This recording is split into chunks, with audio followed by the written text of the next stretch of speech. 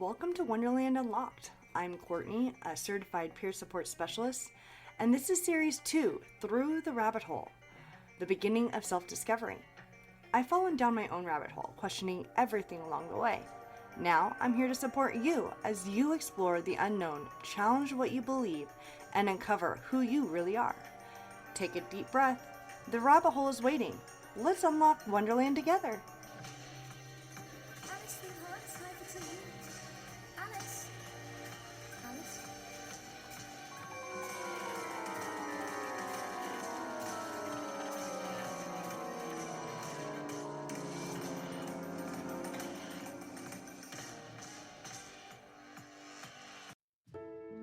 Welcome back to Wonderland Unlocked, my fellow travelers on this journey through the rabbit hole of self-discovery. In this episode, Lost in Wonderland, when life feels like chaos, we're going to dive into these moments when everything seems to be falling apart, and when we feel like we're spinning into a whirlwind of uncertainty, confusion, and overwhelm. I've had my share of those moments. Maybe you have too. You know, the times when your thoughts are a tangled mess, when life feels impossible to control, and you start to wonder if you'll ever find your way out of the chaos. It's easy to feel like you're completely lost in Wonderland during those times, but today, I want to help you understand why this happened, and more importantly, how to cope and eventually regain a sense of direction. So let's dig deeper into the science behind this chaos. The experience of feeling overwhelmed isn't something you just snap out of. It's a real psychological response in our brains. You might be asking, why does it feel like everything is spinning out of control, even when I try to manage things? Well, that's because we're bombarded by stress. Our brain becomes overloaded, and in that state, it's almost impossible to function at our best. Think about it this way. If you've ever tried to multitask during a stressful moment, you might have noticed how hard it is to keep track of everything happening at once. That's because your brain is being asked to handle more than it's designed to. And this is where cognitive overload comes into play. The prefrontal cortex in the area of our brain that helps us plan, make decisions, and regulate emotions starts to lose its ability to manage all of the incoming information. It's like a computer that's trying to run too many programs at once, causing it to freeze. When this happens, our brains default to more primal responses. This is where the part of our brain that's responsible for detecting threats kicks in. It doesn't just care about logic or reasoning, it just wants to protect us. This is why, in moments of chaos, our emotions can feel so intense, often overshadowing our ability to think clearly. We react instinctively, and sometimes that means making decisions we later regret. That's why we might snap at someone we care about, or why a simple task feels impossible. The rational thinking part of our brain isn't fully in control during this time. I've been there myself, multiple times. There have been moments where I've had so much on my mind, work, relationships, personal goals, that it feels like the weight of everything was pushing me down. In those times, I'd find myself reacting more out of frustration or fear than reason. And I'd wonder why I wasn't able to stay calm or think through things the way I would during calmer moments. What happens is that our stress response system gets hijacked. The fight or flight response takes over, which in its essence was designed to keep us alive in dangerous situations. But in the modern world, the same response is triggered by daily stressors, like work deadlines, family obligations, or even internal pressures we place on ourselves. And when we're in that fight or flight mode, it's like being in a constant state of heightened alert, but without an actual danger to escape from. This can leave us feeling exhausted, disconnected, and emotionally drained as our body is constantly on edge, reacting to every little thing. This is why I think it's so important to recognize that this sense of chaos isn't our fault. It's a natural biological response to the overwhelming information we face. But knowing this doesn't mean that we just have to accept it. Understanding the mechanics of this response is the first step in regaining control. Let's take it a step further. When our brains are overwhelmed with too many emotions and too many thoughts, it's like trying to process a traffic jam of information. Some of us might feel like we can't even focus on one thing at a time because our brains are jumping from one thought to another thought. That mental disarray where we can't finish a single thought or task is a direct result of the cognitive overload I mentioned earlier. And when we're stuck in this state, it becomes even harder to access the part of our brain that helps us make healthy choices. The frustrating part? The more we stress about being in chaos, the more we push ourselves to figure it out, the more the cycle intensifies. The brain becomes even more overloaded, and our stress increases because we're trying to solve problems while already at our limit. So, what do we do when we're in this state of chaos?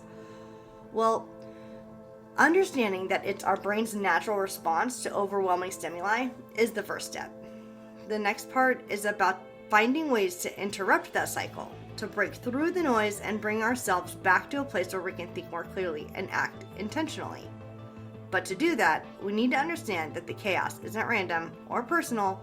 It's our brain's way of signaling that it's time to slow down, process what's happening, and regain control. And it's in these moments of chaos, when we feel like we're losing our grip, that the real work begins. Because even though the chaos feels like it's taking over, we do have the tools, skills, coping mechanisms, and strategies to help us manage the storm and eventually find our way back to the calm. The chaos we experience doesn't have to define us, and understanding its roots is the first step in untangling it.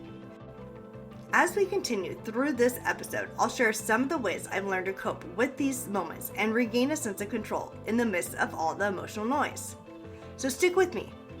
We're not lost in Wonderland for good. There are pathways out of the storm, and I'm here to walk you through them. There was a point during that time when I felt like everything I had worked for, everything I thought I had built, was slowly slipping away.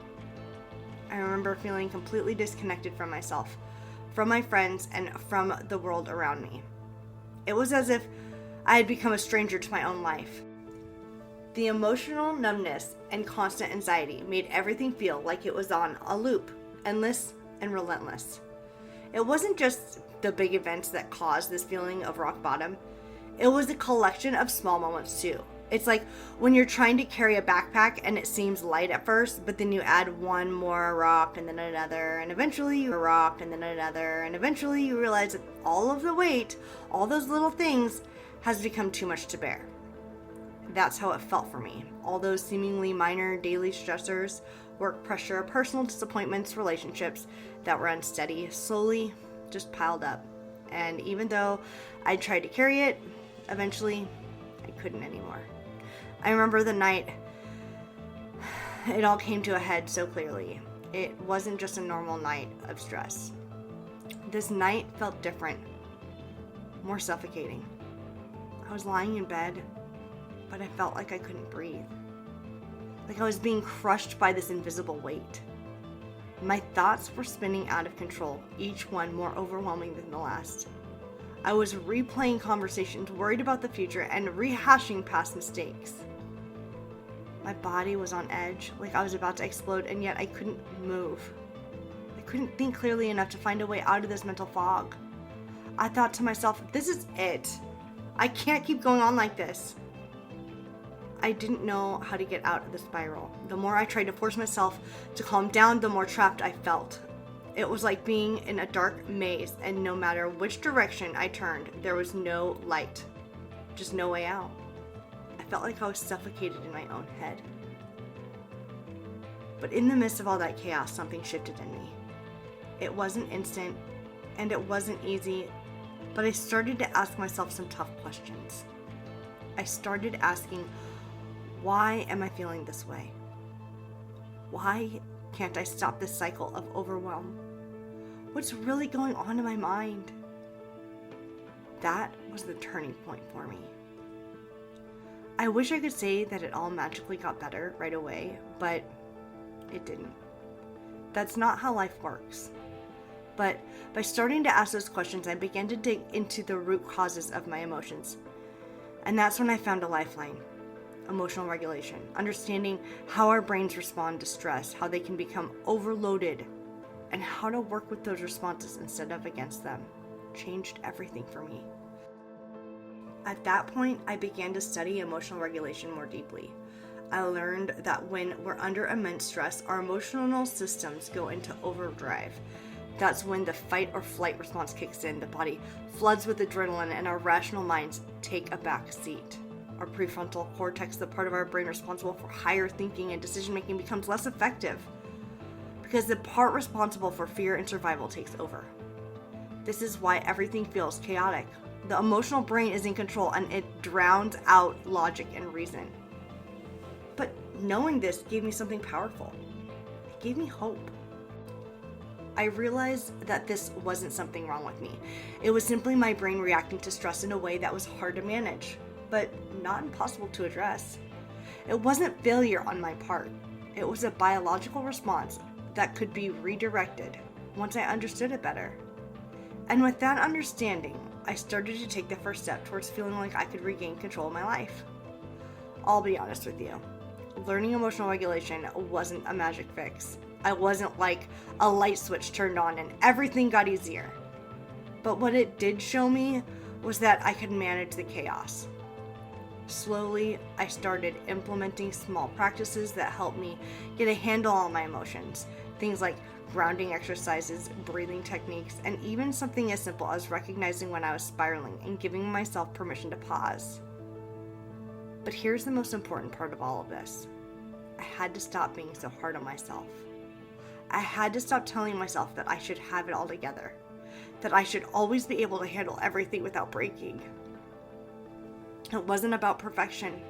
It was about understanding my limits and learning how to manage my emotions within those limits. And when I allowed myself that grace, everything started to shift. I stopped fighting against my own emotions and started learning to flow with them. I embraced the fact that chaos was just a part of life, but that didn't mean I was doomed to live in it. I could still be in the middle of the storm, but I didn't have to drown in it. I could weather it. I want you to know that if you're feeling lost in the chaos right now, you're not alone. It's okay to feel overwhelmed. It's okay not to have all the answers, but I promise you, there is a way out, even if it doesn't feel like it in the moment. The turning point for me wasn't in some huge event. It was when I started asking the hard questions, when I started acknowledging what was happening in my mind and my body, and when I started taking small intentional steps to address it. And you can do the same. You don't have to have it all figured out today or tomorrow, but I want you to know that there is a way through the storm. And understanding the chaos, the emotional overload, and how your brain is responding is the first step toward regaining control. Now that we understand why chaos feels the way it does, let's dive deeper into coping mechanisms, specifically grounding techniques. Over time, I've learned that when life feels overwhelming, the first step is to ground yourself. You need to find a way to stop the spiraling thoughts, calm your nervous system, and reconnect with the present moment. Grounding is like planting your feet back into earth, so you can steady yourself and regain clarity, even amidst the storm. One of the grounding techniques that I use often is called the 5, 4, 3, 2, 1 method. It's simple but incredibly effective in those moments when everything feels like it's spinning out of control. The beauty of this method is that it brings your focus back to your body and the environment around you, which can help to quiet the overwhelming thoughts in your head. I remember the first time I used the 5, 4, 3, 2, 1 method. I was sitting at my desk at work, feeling like I was drowning in a sea of emails, to-do lists, and expectations. My mind was racing and it felt like my body was tense, like it couldn't catch up to my thoughts. I felt disconnected from everything. In that moment, I closed my eyes, took a deep breath, and decided to use the technique. I followed the steps, slowly and methodically. When I reached the part where I had to list the 5 things I could see, it felt grounding to just focus on the present. I noticed things I'd overlooked before, like the way the sunlight was streaming through the window, casting a warm glow on the room, or the little plant sitting on the edge of my desk, its leaves slightly swaying with the air conditioning. I could feel myself becoming more aware of the space I was in and less caught up in the noise in my head. Let's break down the steps together. 5 things that you can see. When you start this, you may notice in your environment that you haven't really paid attention to. Look for details that might be easy to miss when you're overwhelmed. It could be the texture of a wall, the way the light hits an object, or even something as simple as a clock ticking. Allow yourself to just observe, and don't rush through it. You're giving your brain something to focus on that isn't the chaos swirling inside you. 4 things you can touch. Next, notice the textures around you. Is there something soft like the sleeve of your shirt or the seat of your chair? Feel the ground beneath your feet or the fabric of your jeans. Engage in your sense of touch and let it help you reorient yourself to the moment. When I do this, I find that it helps me feel more connected to my body, especially when I've been disassociating or feeling disconnected. Touch is one of the most immediate ways to bring yourself back to your physical self. 3 things you can hear. This part of the technique really helps if you're someone like me, who tends to get so lost in their thoughts that they forget to notice what's happening around them. When I stop and really listen, I can hear the hum of the fridge or the soft chatter of people in the background or the sound of my own breath. These sounds bring me back to the present moment. In a chaotic environment, focusing on hearing can also help drown out the internal noise, even if just for a few moments. 2 things you can smell. This is one that sometimes throws me off. I'm not always super aware of smells unless they're really strong, but even in the smallest sense, it can be grounding. When I take a moment to notice something like the smell of fresh air or the faint scent of coffee, it brings me back to the world around me, reminding me that I am here, in this moment. If you can't smell anything right away, don't force it. Simply being open to the idea of smell can create that shift. 1 thing you can taste. Finally, focus on something you can taste. It could be something simple like a sip of water or a piece of fruit. The sensation of taste brings a lot of awareness to your body. It can act as a strong anchor. When I'm feeling out of control, I'll grab a piece of chocolate or a cup of coffee, something to focus on, and really let myself taste it. It's almost like giving myself permission to enjoy the present moment, which helps me step away from the chaos in my mind. I remember one particularly tough day when I was overwhelmed with so many things happening in my personal life. I had a lot of emotions stirring up, but also a sense of helplessness. The 5, 4, 3, 2, 1 method really helped me slow everything down. It didn't fix everything in the moment, but it gave me something tangible to hold on to. That brief moment of calm, where I could feel present again, helped me step away from that sense of spiraling and regain a bit of control. Grounding doesn't eliminate the chaos, but it helps you build a bridge to something stable. It helps break the cycle of overwhelming thoughts and physical reactions. This technique, though simple, can act as a reset button, helping you reconnect with your body and the world around you. And it doesn't require a special place for fancy tools. You can just do it anywhere, anytime. Another grounding technique I've used when I'm feeling overwhelmed is the 5-minute mindfulness check-in. This involves simply setting aside 5 minutes away from distractions to check in with myself and my body. During those 5 minutes, I'll notice what I'm feeling, what physical sensations are happening in my body, and where my mind is. It's almost like a mini self-check. Sometimes I'll journal about it, but other times I'll just sit in stillness, allowing myself to feel whatever comes up. By allowing myself this small window to process and reconnect, I give myself permission to exist in that moment without judgment or expectations. The more you practice grounding, the more natural it becomes, and the easier it gets to reconnect with the present when chaos strikes. In those moments of emotional overwhelm, grounding can offer a moment of clarity and calm, helping to reset your system and bring you back to yourself. I encourage you to try this method for yourself, especially when things feel out of control, and see how it shifts your perspective in those moments. One of the most transformative things that I've learned in my mental health journey has been through dialectical behavioral therapy, or DBT. It gave me tools to deal with the chaos in a much healthier way. For me, DBT was a lifeline that helped me regain a sense of control, even when life felt like it was spiraling out of control. It provided me with a structured way to navigate overwhelming emotions, which, let me tell you, was a game changer when everything felt like too much. And DBT, at its core, is about finding balance. It's acknowledging the chaos within and around us, but also teaches us how to respond to it in a way that doesn't escalate things further. The skills in DBT are specifically designed to help you manage overwhelming emotions, stay present in the moments of crisis, and find stability even when the world feels like it's falling apart. There's one skill in particular that's helped me manage chaos more effectively, and that's radical acceptance. Now, when I first heard about this skill, I'll be honest, I thought it sounded like one of those things that was easier said than done. Radical acceptance is simple in terms. It means accepting reality as it is, without judgment, and without trying to change it. This is incredibly hard to do, especially when life feels chaotic or out of control.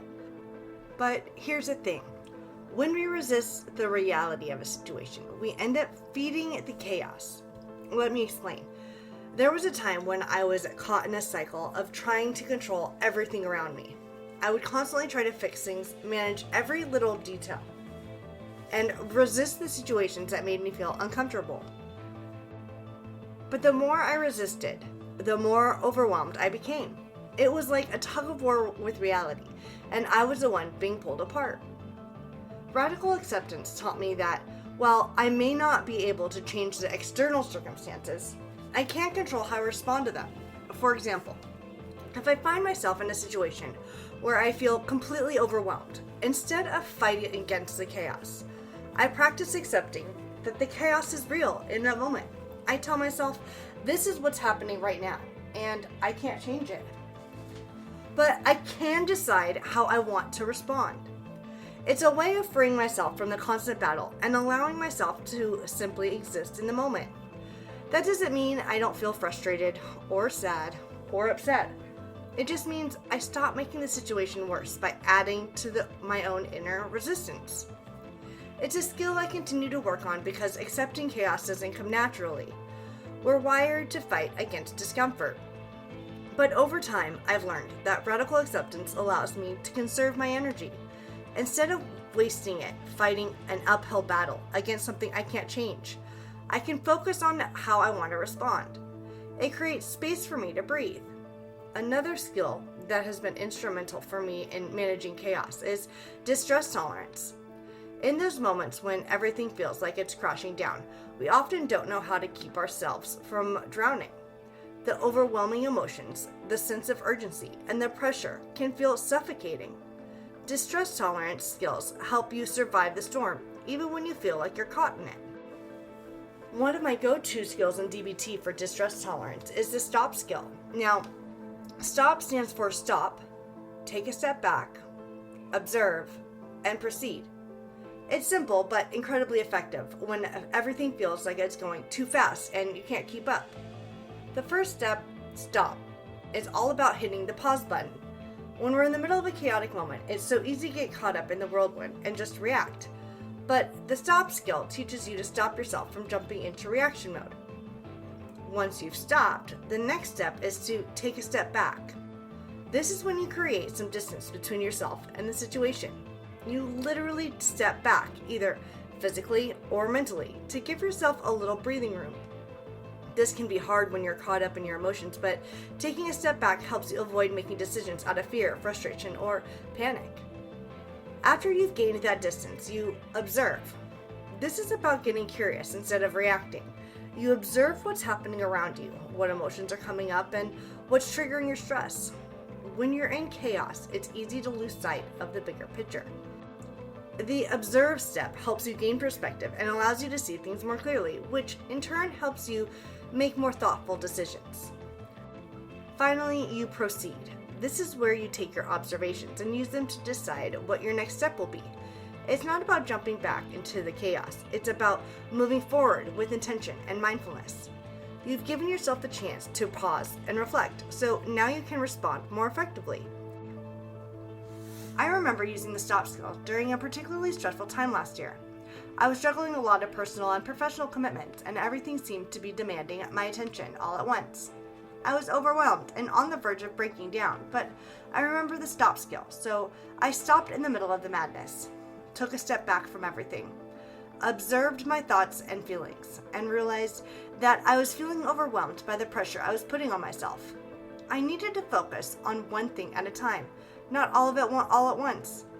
Once I had the clarity, I was able to proceed with a much calmer mindset, deciding what tasks needed to come first, and I could delegate the rest. What I've learned from both radical acceptance and distress tolerance is that they complement each other beautifully. Radical acceptance allows you to accept the chaos as it is, while distress tolerance gives you the tools to handle it. These skills create a framework for dealing with overwhelming emotions without getting lost in them. They help you stay grounded and connected to the present, no matter what's happening around you. These tools don't magically make the chaos disappear, but they give you the ability to respond to it in a way that reduces your emotional suffering. And that's the real power of DBT. It's not about eliminating difficulty from your life, but about giving you the skills to navigate through it with more resilience and clarity. If you're struggling with chaos in your life right now, I encourage you to give these skills a try. Start with radical acceptance, then practice the stop skill when you're feeling overwhelmed. You might be surprised at how much more manageable life feels when you have these tools in your emotional toolbox. For me, the real turning point came when I realized I needed to stop fighting the chaos and instead find an anchor to the storm. The chaos wasn't going to disappear on its own, but I could choose how to navigate through it. It wasn't about eliminating the storm, but finding my center within it. I couldn't control everything that was happening around me, but I can control how I responded to it. That's when I realized I needed something stable, something that would allow me to weather the storm without losing myself completely. I remember sitting down one day, completely overwhelmed, and asking myself, what is one thing I can do right now that will make me feel like I'm taking control, even if just a little? The answer? Self-compassion. I'll admit, it wasn't the first thing that came to my mind. I thought maybe I needed a drastic change, some big external action to make everything feel okay again, but as I sat there, completely exhausted and mentally drained, I realized that the answer wasn't about fixing everything or pushing through. It was about giving myself permission to just be. I'd spent so long beating myself up for feeling lost, for not having everything figured out. I judged myself harshly for being overwhelmed, as if I should have it all together by that point. But that was the part of the chaos I was battling. The internal critic that was constantly telling me I wasn't doing enough, or that I wasn't good enough. I think that's something many of us struggle with. We tell ourselves we're weak or incapable for feeling overwhelmed, when in reality those feelings are a natural response to stress.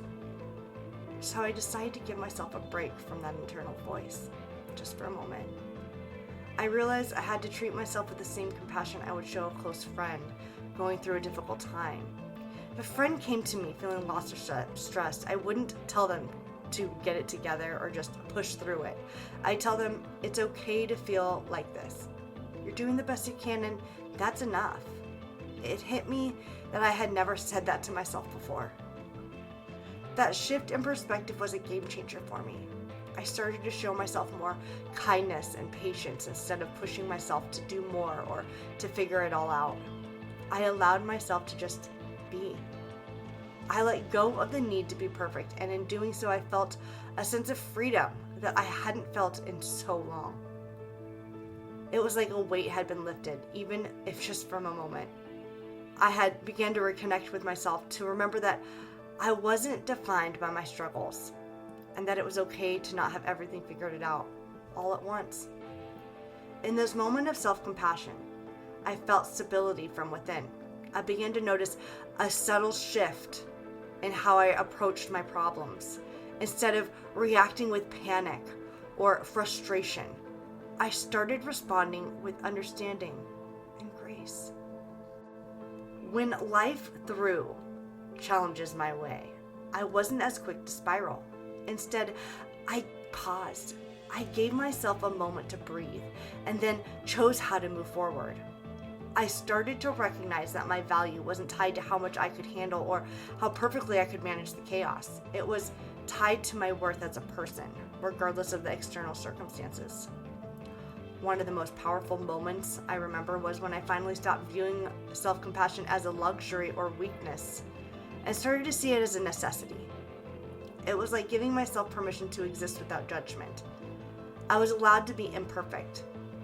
I was allowed to be messy, lost, and confused without that meaning I wasn't enough. That realization changed everything. But finding my anchor wasn't a one-time thing. It's something I continue to practice every day. Some days are easier than others, but the more I remind myself that it's okay to feel what I'm feeling, the more anchored I become. I don't have to have all the answers. I don't have to be at my best all the time. I can just be, and that's enough. And here's the thing about self-compassion. It doesn't mean you let yourself off the hook for not making progress. It doesn't mean that you give up on growth or healing. What it means is that you stop beating yourself up for not being perfect, and that you start treating yourself with the same kindness and patience you'd offer someone you care about. It's about acknowledging that as human beings, we are bound to experience challenges and difficulties, and that's okay. We are worthy of compassion in those moments, not despite them. As I continued to practice self-compassion, I also started to see how my relationships with chaos changed. Instead of feeling like chaos was something I had to fight against or control, I began to see it as part of life that I could learn to navigate with more grace. I still have moments where I get swept up in the storm, but now I have the tools to find my anchor when I need it. It's not about eliminating the chaos, it's about learning to exist within it, without losing myself in the process. Ultimately, finding my anchor through self-compassion helped me realize that I wasn't just surviving the chaos. I was learning to coexist with it in a way that allowed me to feel more whole and grounded. And while it's still a journey, that moment of choosing compassion over judgment was a pivotal point in reclaiming my sense of peace amidst the storm. When we talk about emotional regulation, it's important to understand that it's not about suppressing or ignoring our emotions. In fact, research shows that suppressing emotions can lead to more intense emotional reactions later on. Emotional regulation is about understanding and managing our emotions in a healthier way. The science behind emotional regulation is rooted in our ability to recognize, label, and accept our emotions without being overwhelmed by them. This helps us prevent emotional hijacking when our emotions take over and dictate our behavior. One key component of emotional regulation is mindfulness, which helps us observe our emotions without judgment. When life feels chaotic, mindfulness allows us to step outside of the storm and observe it with curiosity. Instead of getting swept up in the turbulence, we can learn to just watch it pass without being consumed by it. So what's the takeaway here? Life can be chaotic. Our brains can only handle so much, but with the right tools, support, and mindset, we can navigate through the storm. The chaos is not the end of the story. It's just a chapter. I want to leave you with this. No matter how lost you might feel in Wonderland, there's always a way back. You don't have to navigate it alone, and you don't have to have all the answers right away. It's okay to not have it all figured out, but I promise you, there's a way through. Thank you for joining me on this journey through the chaos and back again. I hope you can find peace in the clarity you're seeking.